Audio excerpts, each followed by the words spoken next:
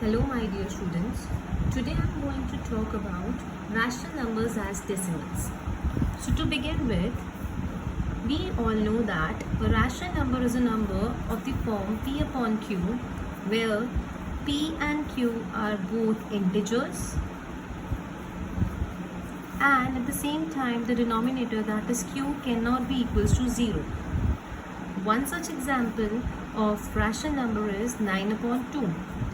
Also, 9 upon 2 is same as 4.5. So what is this form? Yes, this is decimal form. So this is a very important point that every rational number can be expressed in decimal form. That means if we are given with any rational number, we can express it in decimal form. So what is a decimal form? So here is another important point. Any fraction which has denominator 10 or a power of 10. Any fraction which has denominator 10 or it can be, the denominator can be in powers of 10. What do I mean by powers of 10? I mean that the denominator can be 100, 1000 and so on. So any fraction which has denominator 10 or in powers of 10 can be easily represented in decimal form.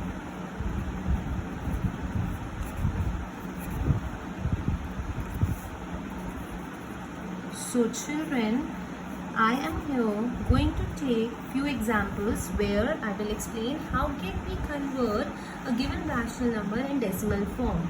But before going to the examples, I will share with you all a small table which will help you to quickly convert your rational numbers into decimal form. So if you see 2 in the denominator of a rational number, multiply the rational number in numerator and denominator by 5, or if you see 5 in the denominator, multiply the numerator and denominator by 2. This goes both ways.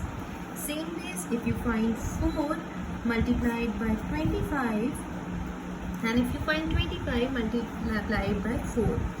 If you find 8 in denominator, you got to multiply it by 125, and if you see 125, multiply it by 8.